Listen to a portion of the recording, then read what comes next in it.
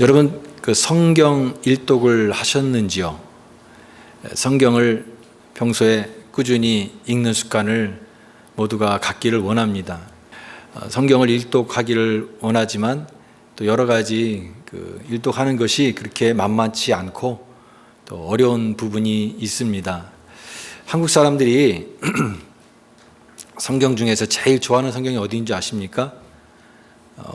시편 말씀이라고 합니다. 시편 말씀. 또 잠언 말씀. 이 잠언 말씀과 시편 말씀은 금방 이해하기 쉽고 또 배경이 이렇게 크게 상관이 없는 그런 부분도 많기 때문에 읽는 대로 이해가 되는 부분이 있습니다. 그래서 한 절 한 절씩 이렇게 따로 독립돼서 읽어도 또 이해가 잘 되기 때문에 시편과 이 잠언 말씀을 굉장히 좋아하고 또 사랑하는 그런 말씀입니다. 근데 반면에 제일 성경 읽을 때 힘든 부분은 또 어디일까요?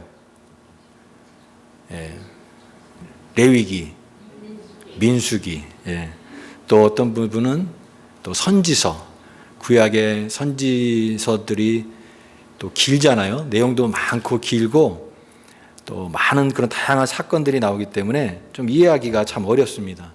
또 신약 성경에 가면은 또 요한계시록도 여러 가지 무슨 상징 여러 가지 사건이 나오는데 이것이 도대체 무슨 의미인지 잘 모르기 때문에 요한계시록이 좀 어렵다 이렇게 또 생각이 됩니다. 또 어떤 부분적으로 볼 때 성경을 읽을 때 제일 힘든 부분이 어디냐 이렇게 물으면 아마 이 부분일 겁니다. 그게 뭐냐면 이 족보와 명단이 나오는 부분입니다. 성경에 여러 군데 누가 누구를 낳고 또 누가 누구의 자손이 그래서 이 명단이 쫙 나오는 부분이 많습니다. 그래서 이 명단을 읽으면서 이게 도대체 내 신앙과도 무슨 상관이 있는가. 그래서 이 명단을 읽는 것이 굉장히 어렵고 또 긴 명단을 이렇게 볼 때 좀 힘든 부분을 느낍니다. 설교자도 마찬가지예요.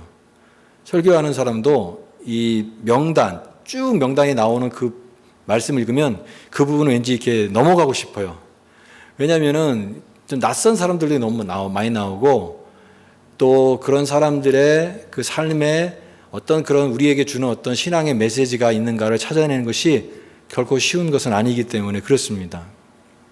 오늘 에스라, 우리가 지난주에 에스라 1장을 읽었죠. 에스라 1장에서 이제 포로로 끌려간 그 유다 백성들에게 이제 고레스의 칙령이 내려져서 물론 그 고레스의 마음도 움직이신 분도 하나님의 감동으로 그랬어요. 하나님의 감동을 받아서 이 세상 역사를 주관하시는 하나님의 섭리 아래 이제 그들이 먼 이방 땅, 이 포로의 땅에서 이제 다시 고국으로 돌아와서 그들의 중심인 그 성전을 재건함으로써 이 신앙을 다시 한번 새롭게 하는 그런 위대한 역사의 큰 변화, 이것을 보여주고 있는 것이 에스라 1장의 내용이다라고 우리가 살펴보았습니다. 오늘 2장은 그렇게 해서 돌아온 사람들의 그 명단을 소개하고 있는 것입니다. 돌아온 자들이 어떤 자들이었는가, 어떤 사람들인가, 그 사람들이 이름부터 해서 쭉 이렇게 소개되고 있는 긴 장이에요. 그래서 여기 우리가 잘 낯설은 너무나 많은 사람들의 이름들이 계속 나오고 있는 그런 내용입니다. 그런데 여러분, 이런 명단들을 우리가 볼 때에 하나의 팁이 있습니다. 이 성경에 이런 명단들이 나올 때 그것을 어떻게 읽는 게 좋으냐면 저자의 의도가 무엇인가를 생각하는 것이 꿀팁입니다. 저자가 왜 이 명단을 여기에 썼는가를 의식하고 이 명단을 읽으면은 훨씬 더 이 내용이 지루하지 않고 우리에게 다가오는 그런 의미가 새겨진다라고 하는 것입니다. 그래서 우리는 이 에스라 오늘 2장을 펴게 되는데 이 속에서 저자인 에스라가 이 명단을 기록한 의미가 무엇일까, 어떤 의도가 있을까를 생각하면서 오늘 말씀을 대하기를 원합니다. 이 포로 귀환에서 돌아오는 이 귀환 공동체는 제2의 출애굽의 성격이 있다고 했습니다. 그러니까 애굽에서 출애굽기에서 이스라엘 백성들이 바로에서 이제 나와서 이집트에서 나와서 이제 젖과 꿀이 흐르는 하나님의 약속의 땅 가나안 땅으로 가는 과정 속에 그 광야의 여정 속에 하나님께서 십계명도 주시고 또 율법의 말씀을 통하여 하나님의 백성이라고 하는 그 정체성을 갖게 했던 것처럼 이제 포로로 끌려간 먼 이방 땅에서 다시 돌아와서 세우는 이 재건하는 이 공동체는 이제 제2의 출애굽과 같이 이제 하나님의 백성으로서의 다시 신앙을 새롭게 세우는 그런 역사적 의미가 있다라고 말할 수가 있습니다. 그래서 여기에 족보와 명단이 기록되고 있는데 여기에 그러면 어떤 특징이 있는가? 오늘 그 말씀을 같이 나누기를 원합니다. 여기 우리가 지금 읽지는 않았지만 이 64절 앞부분에 명단들이 계속 기록되고 있는 것을 볼 수가 있습니다. 이 명단에는 특징이 있습니다. 이 명단의 특징이 뭐냐면 이 지파별로 기록하지 않았다고 하는 것입니다. 여러분 이스라엘은 12지파잖아요. 12지파. 그래서 이 지파별로 인구를 계수하고 또 지파별로 이 명단을 작성할 수 있는데 그렇게 하지 않았습니다. 왜냐하면 이 돌아온 자들은 유다 백성이기 때문에 유다와 베냐민 어떤 지파이기 때문에 다른 어떤 지파를 굳이 이렇게 지파별로 구분해서 명단을 작성할 필요가 없었기 때문에 지파별이 아닌 가계별, 출신지별로 이렇게 기록한 것을 특징으로 하고 있습니다. 그리고 지난주에도 말씀드렸던 것처럼 이것이 1차로 한 번으로 끝난 귀환이 아니라 포로가 1차, 2차, 3차로 포로로 끌려갔던 것처럼 귀환할 때도 1차, 2차, 3차로 귀환했기 때문에 오늘 여기 2장에서 소개되고 있는 것은 1차의 포로 귀환의 그 명단들입니다. 이제 8장에 넘어가시면 이 에스라라고 하는 사람이 이제 등장하게 되는데 그 에스라가 또 2차 포로 공동체를 인솔하면서 온 사람들의 또 명단도 거기 나오게 됩니다. 그런데 오늘 2장에 나와 있는 것은 1차 포로 명단들인 거죠. 그래서 1차와 2차, 3차로 이렇게 포로가 다시 돌아오게 되는 그런 명단들이 특징이 있습니다. 그리고 여기 오늘 1차에 온 사람들의 그 총합이 64절에 42,360명이요 이렇게 되어 있습니다. 42,360명인데 어떻게 보면은 그 당시에 열방의 나라와 또 많은 민족들 가운데 4만 명의 숫자는 그렇게 큰 숫자는 아니라고 하는 것입니다. 그렇게 큰 숫자는 아닌데 이러한 자들이 이제 4만 명 정도가 1차 포로 귀환으로 돌아와서 이제 새롭게 재건하는 그런 역사를 했는데 여러분 그 4만 명 중에 4천 명 정도가 제사장과 레위인입니다. 그러니까 4만 명 중에 4천 명이니까 10분의 1이 제사장과 레위인이다라고 하는 말은 무슨 말입니까? 결국 그 돌아온 자들의 초점이 성전에 관심이 있다라고 하는 거죠. 이 성전을 재건하고 성전을 세우는 일에 관심이 있고 거기에 관여된 사람들을 중심으로 기록한 기록이다라고 하는 것입니다. 그래서 이 성경 오늘 그 에스라 2장에서는 이렇게 명단을 긴 명단을 적고 있는데 어떻게 보면은 이 성경을 읽은 독자들 또 우리도 마찬가지지만 이렇게 명단을 길게 이렇게 쓰는 것은 독자들이 지루하게 느껴지는 부분입니다. 오히려 그런 부분들은 그냥 과감하게 생략을 하고 그냥 오늘 64절의 한 구절처럼 회중의 합계는 42,360명이었다. 딱 한 절로 그냥 압축을 하고 더 좀 관심이 있는 그때 일어났던 어떤 사건들 귀환하면서 얼마나 많은 에피소드가 있었고 사건들이 있었고 그런 것들이 있었겠습니까? 그런 흥미로운 것들도 굉장히 많았을 것입니다. 그런 내용들을 기록하면 더 독자들에게 흥미를 줄 수 있는데 그런 부분은 오히려 생략하고 이 명단들을 왜 작성했을까? 그것은 바로 조상들과의 연결성입니다. 조상들과의 연속성입니다. 조상들과의 연속성. 어찌되었든지 돌아온 사람들의 이 후손들, 이 사람들은 그냥 돌아온 사람들이 아니라 과거에 그들의 조상들인 이스라엘의 어떤 그런 하나님과의 관계 속에서 그들이 심판을 받고 또 바벨론 포로가 된 그런 상황 속에서 포로로 끌려갔다가 이제 다시 돌아오게 된 그런 사람들이다라고 하는 것입니다. 과거와 연결이 되어 있는 그런 명단들의 역사성, 그것을 밝히고 있는 것입니다. 우리가 과거 청산한다 그런 말을 하잖아요. 과거 청산. 여러분, 과거 청산은 어떻게 하는 것입니까? 과거를 청산하기 위해서는 감추고 싶고 부끄러운 그런 부분들도 역사적으로 그것을 밝혀야 되는 것입니다. 그래서 그 부분에 대해서 잘못된 것, 또 회개해야 될 것, 반드시 지적해야 될 것들을 바로 잡고 나서 깨끗하게 하고 나서 그리고 그 위에다가 새 역사를 세워나가야지 그냥 과거를 그냥 덮어버리고 그 앙금이나 그 모든 잘못들 그냥 다 덮어버리고 흘러가게 되면 계속해서 문제가 될 수밖에 없다라고 하는 것입니다. 우리가 새로운 집에 이사 가서 새로운 가구를 놓을 때 집을 깨끗하게 치우고 새 가구를 들이잖아요. 막 방바닥이 어지럽고 뭐 쓰레기 같은 게 있는데 거기다가 새로운 물건을 막 침대를 갖다 놓고 새 가구를 배치하지 않잖아요. 과거를 깨끗하게 정리를 하고 새롭게 하고 그 위에다 이제 새로운 역사를 재건해야 되는 그것이 필요하다고 하는 것입니다. 부끄러운 과거예요. 또 하나님과의 그들에게 잘못한 것들 부분이 너무나 많습니다. 그 부분을 회개하고 또 갱신하고 또 바로잡고 그래서 이제는 회복한 거룩한 백성으로 하나님 앞에 세워져야 하는 그런 의미에서 오늘 이 명단들이 과거의 연결성 속에서 기록되고 있다라고 하는 것입니다. 또한 이것은 하나님의 그 인도하심을 우리가 생각해 볼 수가 있습니다.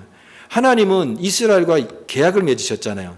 나는 너의 하나님이고 너는 나의 백성이다. 근데 그 하나님이 신실하신 하나님, 오늘 우리 아침에 찬양했던 것처럼 주의 인자하심과 긍휼하심이 무궁하기 때문에 우리가 진멸되지 않는다라고 하는 고백처럼 하나님이 이렇게 정말 멸망할 수밖에 없고 다 이방 땅에 끌려가서 다 먼지처럼 사라질 수밖에 없는 하나님의 백성들을 그래도 끝까지 포기하지 않고 마침내 기어이 다시 돌아오게 하셔서 하나님의 백성으로 다시 새롭게 세워갈 수 있는 백성이 되게 하신다라고 하는 그 하나님의 역사하심, 하나님의 그 포기하지 않으심을 또한 이 명단을 통해서 또 드러내고 있는 것입니다. 오늘 성경에 나와 있는 오늘 이 에스라에 나와 있는 2장의 명단은 하나님 나라의 중요한 특징을 그러므로 보여주고 있다라고 생각이 됩니다.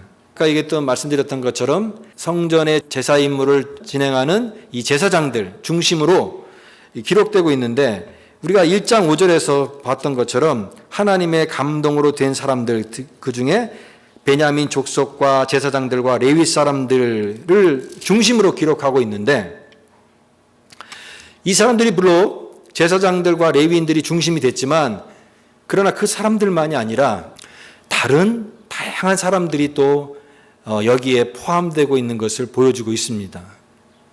그 중에 혈통적으로는 이방인인데 이제 이스라엘 공동체에 완전히 편입된 자들이 있어요.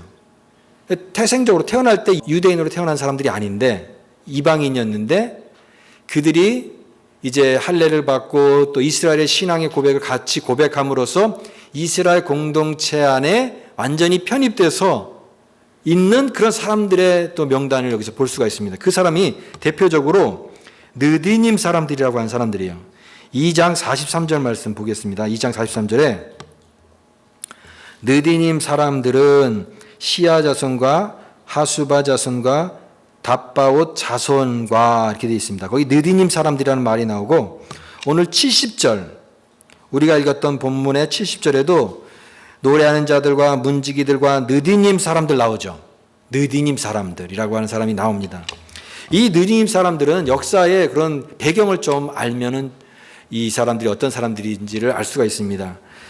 이제 여호수아 시대 때 이제 모세가 이제 죽고 나서 모세 사후에 리더십이 바뀌어서 이제 여호수아가 조슈아가 이제 이스라엘 백성들을 인도하여서 이제 가나안 땅에서 정복 전쟁을 하는 겁니다.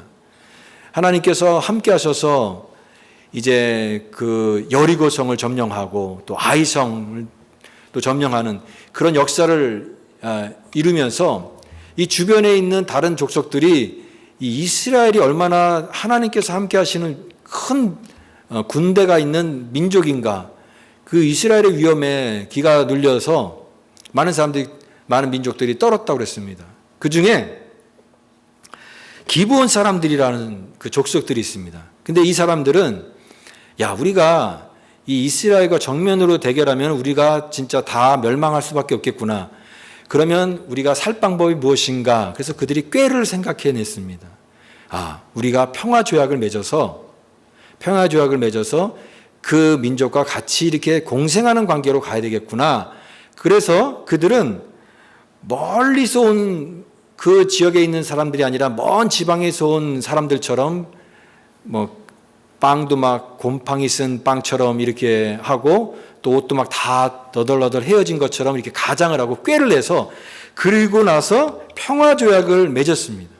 이스라엘 백성들이 그 사람들을 받아들인 거죠. 그 대신에 너희들은 우리 민족과 동화되기 위해서 이 안에서 살려면 험한 일 해. 나무 패고 물 깃는 자들이 됐습니다. 나무 패고 물 깃는 자들. 그런 허드렛 일에 종사하는 그런 사람들이 되었지만 이스라엘 공동체 안에 편입이 되어서 그들이 같이 생활하게 된 것입니다. 그런 자들이 이제 성전에서 힘든 일들을 하게 되었는데 바로 이들의 시초가 이 기브온 사람들이 결국은 이 느디님 사람들의 시초라고 하는 것이죠. 그러니까 정통 유대인은 아니지만 이방인이지만 그 이스라엘 공동체 안에서 편입이 되어서 이제는 성전 봉사자로 떳떳하게 일하면서 미미한 존재가 점차 비중이 있는 존재가 된 것입니다. 그래서 이렇게 포로로 돌아올 때에도 이제 그 자리를 분명히 자기의 존재 의미를 드러내는 그런 사람들이 되었다라고 하는 것을 오늘 성경에서는 우리가 이 느디님 사람들을 보면서 귀하게 깨닫는 교훈인 것입니다. 또 여기 55절 말씀에 보면은 솔로몬 신하의 자손들이라고 되어 있습니다. 55절 말씀에 솔로몬이 왕이니까 그러면 왕의 신하의 자손들이니까 이 관직에 있는 사람들, 높은 벼슬아치들의 자손들이니까 좀 그런 가문이 좋은 사람들인가 생각할 수 있겠지만 그것이 아니라 이들은 그야말로 노예들입니다. 노예들. 그래서 영어 성경에서는 서번트라고 되어 있어요. 다 노예들입니다. 솔로몬의 노예로 삼은 사람들의 자손들이니까 다 노예의 후손들이고 특별히 그렇게 내세울 만한 그런 것이 없는 사람들이지만 그러나 그들이 또 이스라엘의 공동체에 완전히 편입이 되어서 한 공동체의 구성원이 된 사람들이라고 하는 것입니다. 자, 그렇게 구성원이 된 사람도 있지만 반면에 혈통적으로나 신앙적으로도 이스라엘 공동체의 일원이 되는 요소가 하나도 없는 사람들도 있습니다. 그러니까 공통분모가 하나도 없는 사람들이 또 여기 포로 귀한 공동체에 섞여 있는데 그 사람들이 65절에 나와 있는 남종과 여종이입니다. 65절 말씀에 그 외에 남종과 여종이 7,337명이요 그랬습니다. 7,377명. 이들은 어떤 사람들일까요? 남종과 여종이라고 되어 있으니까 포로에서 돌아온 사람들 중에 종들이 있잖아요. 그 집안에 있는 종들이 주인이 가니까 같이 따라온 사람들입니다. 그런 사람들을 다 모아보니까 7,337명이었다고 하는 것입니다. 주인을 좋아했는지 모르겠지만 주인이 가는 그곳에 나도 동참하겠습니다 해서 따라온 사람들, 또 주인이 같이 온 사람들이에요. 그리고 또 그 뒷부분에 65절 뒷부분에 노래하는 남녀가 200명이라고 되어 있습니다. 노래하는 남녀라는 게 도대체 무슨 직업을 또 무슨 일을 하는 사람들인지 우리가 생각해 볼 수가 있는 것입니다. 그것은 이 41절에 나와 있는 아삽 자손들과는 다른 사람들입니다. 41절에 나와 있는 아삽 자손들은 하나님의 성전에서 찬양하는 임무를 했던 성가대, 찬양으로 하나님께 영광 돌리는 그 일을 임무로 했던 그런 아삽 자손들과는 다른, 이 사람들은 이제 말하자면 세속 노래를 부르는 사람들입니다. 그 당시에 무슨 연회라든가 또 어떤 뭐 이벤트라든가 공연이라든가 그런 데에서 오늘날로 말하자면 뭐 가수라든가 연예인 같이 그렇게 노래, 세상 노래, 세속적인 노래를 했던 그런 사람들도, 그 명단들도 여기에 포함돼서 포로 공동체 속에 포함되어 있다라고 하는 것입니다. 그리고 심지어는 이런 사람들도 있습니다. 62절 말씀에 이 사람들은 계보 중에 자기 이름을 찾아도 얻지 못함으로, 그런 표현이 되어 있는데, 이 사람들의 명단을 작성하고 계보를 작성하는 중에 여러분 이런 혼란한 그런 역사의 격분기에 계보가 빠진 사람들, 누락된 사람들도 얼마나 많았겠습니까? 자신의 계보를 알지 못하는 사람이에요. 족보가 없는 사람이죠. 족보가 없는 사람. 그런데 또 이런 사람만 있겠습니까? 바벨론에서 막 혼혈이 이루어졌잖아요. 다른 민족과 섞이면서 혼혈이 이루어진 그런 사람들도, 그런 경우도 있었고, 또 이 포로로 끌려가면서 어린 시절에 부모가 죽음으로써 그런 자기의 조상이 누구인지도 다, 그런 자기의 정체성도 잃어버린 그런 자들도 여기에 이렇게 포함되어 있다라고 하는 것입니다. 그런데 이런 사람들이 이 포로 귀환 대열에 참여하게 된 것, 참 이렇게 생각해 보면은 이게 다 하나님의 은혜라는 것입니다. 하나님의 은혜예요. 그래서 오늘 이 사람들을 이런 표현으로 하고 있습니다. 그게 64절에 온 회중이라고 되어 있습니다. 온 회중이. 온 회중이, 이 구약성경에 칼이라고 되어 있는 이 단어가 있는데요. 이것이 회중을 나타냅니다. 회중. 여러분 신약성경에 가서는 교회가, 이제 오늘이 성령 강림주일인데, 성령 강림주일 때 사도행전 2장에 성령이 임함으로써 교회가 됐잖아요. 교회라는 말이 이제 신약성경에는 등장합니다. 교회의 원어가 여러분 잘 아는 그 헬라어 에클레시아입니다. 에클레시아라는 말은 밖으로 불러내다, 그런 뜻입니다. 그 에클레시아의 원어가 어디서 나왔냐면 이 구약에 나와 있는 이 온 회중이 바로 교회입니다. 구약 성경의 교회가 회중이에요. 회중입니다. 회중이라는 것은 어떤 특정한 목적을 위해서 모으다, 그런 뜻입니다. 하나님께서 어떤 목적을 가지고 모은 사람들, 이것이 회중이고 그것이 바로 온 회중이에요. 그러니까 이 사람들은 단순한 무리가 아니에요. 우리말에 그런 말이 있어요. 어중이 떠중이라는 말이 있어요. 어중이 떠중, 그런 말 들어보셨죠? 어중이 떠중이라는 말은 좀 비하하는 말이죠. 여기에도 환영받지 못하고 저기에도 환영받지 못하는 별로 별 볼 일 없는 사람, 무가치한 사람, 그런 사람을 어중이 떠중이라고 얘기합니다. 여러분 여기에 있는 사람들을 어떻게 보면은 정말 이런 사람 저런 사람, 별로 이렇게 중요하지 않은 사람 같이 보이는 그런 사람들 다 이렇게 온 것이 아니냐, 이렇게 볼 수도 있지만 그렇지 않습니다. 이 사람들은 분명한 소속감을 갖고 온 것이에요. 여러분 어중이 떠중이라는 것은 여기도 아니고 저기도 아닌 사람들이 어중이 떠중이지만, 이 사람들은 하나님 나라를 재건을 하기 위해서 그래도 그 포로 귀한 공동체에 소속감을 가지고 온 사람들이에요. 그러니까 얼마나 귀한 사람들입니까? 저는 이 온 회중이라는 말을 통해서 교회의 모습을 생각해 봅니다. 교회의 모습을 생각해요. 여러분 교회는 다양한 사람들이 모이는 곳이에요. 교회는 의로운 사람들이 모이는 곳이 아니라 어떤 의미에서는 죄인들이 모이는 것이 교회입니다. 요즘 한국에서는 그런 말을 써요. 명품교회, 명품교인, 그래요. 저는 그 말에 반감을 합니다. 무슨 명품교회냐, 무슨 명품교인이냐. 물론 그런 말 쓰는 의도가 따로 있겠지만, 그러나 우리가 처음부터 태어날 때부터 명품교인이고 명품교회입니까? 다 부족한 사람들이고 태어날 때부터 그렇게 태어난 것이 아니라 우리의 삶의 부족함을 가지고 하나님의 그 부르심에 응답하여서 이렇게 한 사람 한 사람 모여져서 하나님의 교회가 되어지고 하나님의 은혜가 된 공동체, 그것이 우리가 갖는 귀한 신앙의 본질이고 그것이 하나님의 은혜로 된 것이다. 사도 바울의 고백처럼 나의 나 된 것은 하나님의 은혜다. 내가 이 자리에 있는 것이 내가 어떤 자격이나 조건이나 내가 그래서 세상 사람들보다 좀 잘났다, 그런 것 때문에 우리가 교인이 된 것이 아니라 다 하나님의 은혜로 이 자리에 은혜를 받아서, 부르심의 은혜를 받아서 이 자리에 참여하게 되고 하나님의 백성이 되고 교회가 된 줄 믿습니다. 이것이 우리의 신앙의 고백이에요. 저는 그래서 이 명단에서 그리스도의 복음이 보입니다. 복음이 보여요. 여러분, 그 구원의 부르심은 믿음으로 동참하는 자들을 통해서 그 구원이 이루어진다라고 하는 것입니다.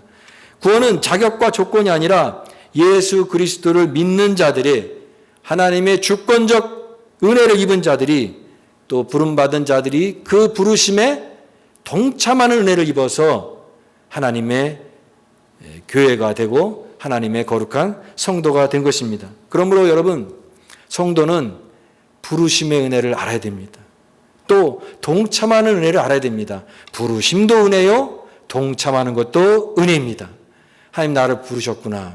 하나님 나라 이렇게 한 식구가 되게 하시고 한 부분에 동참하게 하셔서 오늘도 이 예배의 자리로 나를 부르셨구나. 우리 가정을 부르셨구나. 내 심령을 부르셨구나. 여러분, 그런 것에 감동할 수 있기를 바랍니다.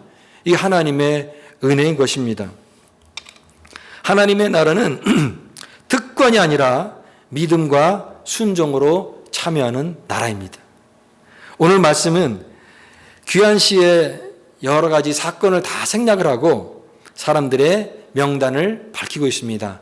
그 명단을 밝히는 이유는 그래도 이 아름다운 하나님의 구원의 역사를 바라보면서 거기에 참여한 사람들의 신앙이 참 아름답기 때문에 기록한 것입니다. 이들의 참 얼마나 많은 결단이 있었겠습니까? 이미 정착하고 있는 그 바벨론 여러 지역에서 이제는 그 모든 익숙한 것들을 다 버리고 이제 하나님의 역사에 나도 동참하겠습니다. 하나님의 역사에 나도 함께하겠습니다. 그래서 모든 것을 결단을 하고 이제 직선 거리로 되는 900km가 되는 이 엄청난 거리를 그래도 귀한 공동체와 함께 동참하기로 한 이 신앙이 아름답다라고 하는 것입니다. 참 귀하다라고 하는 것입니다. 또 하나는 한 사람 한 사람이 귀하다라고 하는 것입니다. 한 사람 한 사람이. 그들의 참여가 구성원 한 사람이 너무너무나 귀하고 한 사람도 무가치하거나 저 사람 별 볼 일 없다라고 그렇게 취급할 수 없을 정도로 한 사람 한 사람이 얼마나 귀한 사람이냐라고 하는 것을 드러내는 의미에서 이 명단이 존재하고 있다고 믿습니다. 여러분, 교회는 마찬가지로 한 영혼이 귀한 것이죠. 한 영혼이 귀한 것입니다. 저희 교회가 이제 교회 요람에 이렇게 주소록이 있잖아요. 그 주소록에 보면은 오랫동안 교회에 나오지 못한 분들의 그 명단도 같이 이렇게 있는 것을 봅니다. 이분들의 명단을 계속 지우지 않고 남겨둔 이유는 그래도 언젠간 다시 돌아올 수 있는 날을 생각하면서 그것을 가능성을 열어두기 위해서 그 명단을 계속 놔두고 있는 것입니다. 그리고 소속감을 그가 갖고 또 이제는 교회에 다시 돌아올 수 있는 그 신앙의 회복을 위해서 남겨놓는 것입니다. 또 하나는 비록 우리 교회에서 이제 이사 가신 분들이, 우리 교회는 또 이사 가신 분들의 명단도 이렇게 적어 놓잖아요. 참 이게 대단한 열심이에요. 이사 가신 분들도 끝까지 우리가 킵하려고 합니다. 근데 그런 분들, 또 여러 가지 사정상 교회를 떠나시는 분들도 계시지만, 그러나 우리 교회의 어떤 이 명단에서는 떠날 수 있지만 그러나 하나님의 명단에서는 떠나지 않는 그런 신앙을 갖기를 원하는 그런 마음도 있는 것입니다. 우리가 처음부터 그런 특권을 가진 자가 누가 있겠습니까? 다 부족한 사람이에요. 그런 사람들이 모여서 하나님의 교회의 일원이 되고 공동체의 한 식구가 되어서 참 이 부름심의 은혜, 동참함의 은혜를 주셨다는 것이 얼마나 감사한지를 깨닫는 이것이 얼마나 소중하냐 하는 것입니다. 오늘은 성령 강림 주일입니다. 성령 강림 주일. 여러분, 성령 강림 주일 느낄 때 무슨 교회에서 하는 행사 중에 하나가 아닌가? 그 성령 강림 주일이 나에게 무슨 의미가 있는가? 아마도 그렇게 그냥 가볍게 생각할 수도 있을 것입니다. 그냥 종교 행사의 어떤 한 부분으로. 그러나 그렇지 않습니다. 성령 강림주일은 우리가 여기에 왜 존재하는가? 존재의 그 바탕이에요. 오순절날 성령이 강림하시지 않았다고 한다면 우리가 교회가 어떻게 생겼겠습니까? 하나님의 교회가 생긴 날이고 하나님의 거룩한 공동체가 시작된 날입니다. 그런데 이게 성령을 받아서 교회의 역사의 증인이 된 사람들이 누구겠습니까? 어떻게 보면은 그런 사람들 다 특별한 사람들이 아니에요. 그 당시에 가난한 사람들, 아무것도 없는 사람들, 그래서 이 성령의 역사가 나타날 때 그것을 구경하던 사람들이 야, 저 사람들 다 갈릴리 사람들이 아니냐 그런 말을 했어요. 그 무슨 말입니까? 시골 사람들, 못 배우고 별 볼 일 없는 그런 사람들이라고 하는 거예요. 그런데 그런 사람들이 모여서 함께 기도했어요. 함께 모이게 힘쓰고 사도들의 가르침을 받아서 떡을 떼고 말씀을 배우고 예배드리고 하나님을 찬양하고 전도하고 복음을 증거할 때 성령의 공동체가 되었어요. 그걸 교회가 된 것입니다. 하나님의 놀라운 성령의 임재가 임했던 것입니다. 오늘 이 시대도 마찬가지입니다. 하나님 지금도 일하시고 계시고 하나님은 성령의 역사를 지금도 이 세상 가운데 행하시는데, 그러나 우리가 영적인 눈이 깨 떠지지 않으면 하나님의 역사와 성령의 일하심을 전혀 볼 수가 없다라고 하는 것입니다. 우리가 믿음의 눈을 열고 마음의 눈을 열 때에 하나님의 일하심을 오늘도 바라보고 그 역사에 동참하는 자들이 되어야 된다고 하는 것입니다. 그것이 바로 오늘 이 성령 강림 주일을 보내는 의미입니다. 믿음의 길은, 하나님의 백성의 길은 혈통이나 신분과는 상관이 없습니다. 예수를 주로 고백하는 사람들이 모여있는 공동체가 성령의 공동체입니다. 오늘 이 말씀을 마치면서 이 긴 명단을 통해서 하나님 주신 그런 메시지를 붙잡기를 원합니다. 그것은 오늘 우리가 어떤 특권의식을 버리자고 하는 것입니다. 우리가 사실은 느디님 사람 아니겠습니까? 우리가 남종과 여종 같은 그런 비천한 신분에 있는 사람들 아니겠습니까? 내가 어떤 물론 특권이나 그런 내가 이렇게 오래 믿었다라고 하는 특권을 오히려 그것을 가진 사람은 오히려 퇴보할 것입니다. 하나님 나라에 참여하는 자들은 오히려 자기를 겸손히 내려놓고 나는 자격과 조건이 안 되지만 그러나 하나님의 은혜로 이 역사에 동참하게 하시니 감사드립니다. 오늘 그런 자들을 부르셔서 오늘도 하나님께서는 하나님의 역사를 써내려가고 계신다라고 믿습니다. 나중된 자지만 부르심에 동참하는 것이 은혜예요. 예수님의 비유에 나와 있는 것처럼 포도원에 아침에 온 사람도 있고 또 오전에 또 정오에 온 사람도 있지만 그러나 오후 5시에 뒤늦게 온 사람도 있습니다. 오늘 우리가 그런 마음을 갖기 원합니다. 하나님, 나는 오후에 온 사람이지만 그러나 내가 동참하게 하시고 이 포도원에 들여보내시니 하나님 은혜가 참 감사합니다. 하나님의 은혜입니다. 내가 맡겨진 사명들 충성되게 감당하여 참 좋은 종 되게 하여 주옵소서. 우리가 그런 마음으로 은혜를 깊이 깨닫고 오늘 성령을 받아서 성령 충만함으로 하나님의 사역들을 감당하여서 나중된 자가 먼저 되는 은혜를 누리기를 바랍니다. 우리는 성령 받은 사람, 성령 받은 교회, 성령 받은 그런 성도가 되어서 오늘 주님의 나라에 참여하고 이 부르심의 은혜, 동참의 은혜를 깊이 깨달아서 날마다 감사와 기쁨으로 주의 사역들을 감당하는 거룩한 주의 종들 다 되시기를 주 이름으로 간절히 축복합니다.